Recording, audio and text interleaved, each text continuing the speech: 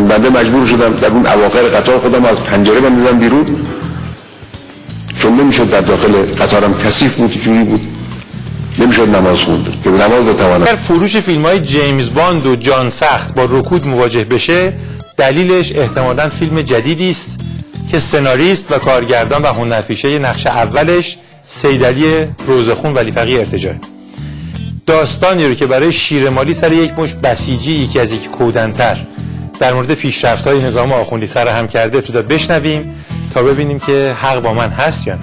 شما اغلب یادتون نیست قبل از انقلاب رو عجیب بود، هم اینجا هم بعضی جای دیگه ما عراق رفته بودیم، یه سفر عتبات مشرف شدیم، هر کار کردیم برای نماز صبح نایستاد، توقف نکردیم، نمیشد، جوری تنظیم کرده بودن. بنده مجبور شدم در اون اواخر قطار خودم از پنجره بندازم بیرون، چون نمیشد در داخل قطارم کثیف بود، جوری بود نمیشد نماز خوند که نماز بتوانم بخوانم. نزدیک ایستگاه بود.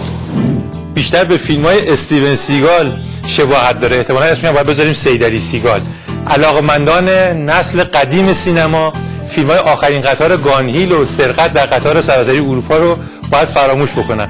علاقمندان نسل جدید سینما هم به نظرم میتونن قطار فراری رو بذارن کنار و تنها چیزی که میمونه انتخاب یک اسم هنری برای این سیدعلی روزخون هست که شاید مثلا خوب باشه اسمشو بذاریم باند، تا اگر ازش بپرسن اسمت چیه بگه باند، سیدعلی باند. دشمنی رژیم آخوندی با علم و تکنولوژی حد و مرزی نداره و فکر می‌کنم بر کسی هم پوشیده نیست، اما مثل همه زمینه‌های دیگه از جمله ادبیات و هنر و چیزایی از این قبیل، رژیم دشمنیش به اینجا محدود نمیشه که بزنه و نابود بکنه و ببنده و محدود بکنه و اینها، بلکه میخواد به چنگ بگیره، میخواد مسخ بکنه و همه این امکانات رو در اختیار خودش هم داشته باشه. مثلا همه جای دنیا خب ربات هم خودش شاخص یک پیشرفت تکنولوژیک هست و همین که بعد از اینکه میسازنش میتونن باهاش در عرصه‌های مختلف صنعتی به خصوص کارهایی رو انجام بدن که تا قبلش یا قابل انجام نبوده یا خیلی مشکل و وقتگیر و کند بوده یا هزینه‌های سرسام‌آور می‌طلبیده. بالاخره ازش استفاده بکنن برای پیشبرد بیشتر تکنولوژی و صنعت. اما در مورد رژیم، تلویزیون آخوندی با یک دود و دم بسیار خبر از ساختن ربات هوشمند داد. ببینیم که توی دستگاه آخوندی ربات چه کار میکنه. ربات سورنا به شرکت کنندگان حاضر در جشنواره خلاقیت و نوآوری در عرصه صنعت و معدن خوش آمد گفت. من یکی از مظاهر پیشرفت علم و فناوری در کشور هستم.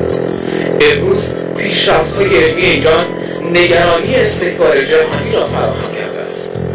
امروز جوانان ایرانی انحصار علمی غرب را شکستند و در عرصه‌های مختلف بر انحصارجویی و سلطه‌طلبی آنها خط بطلان کشیدند و با هیچ قطع نامه‌ای نمی‌توان از اطلاع آن جلوگیری کرد. امسال با شما حرف زدم، تا سال دیگر راه خواهم رفت و امیدوارم که در سالهای آینده هم خودم توسعه پیدا کنم و هم شاهد. اولا این رباتی که ساختن چندان نیازی به ساختن نداشت ظاهرا، چون که خب هر بچه طلبه‌ای هم همین کارهایی که میکنه و همین حرفایی که میزنه رو میزد. ثانیا این ربات رو میگن تو دانشگاه تهران ساختن، همون دانشگاهی که در همین هفته در اثنای سخنرانی آخوند شیاد خاتمی درش عکس‌های خمینی دجال رو دانشجوها پاره کردن و شعار مرگ بر دیکتاتور دادن. بنابراین در این زمینه هم مجدداً رژیم پرید آخوندی به مثابه دزد ناشی به کاهدون زد.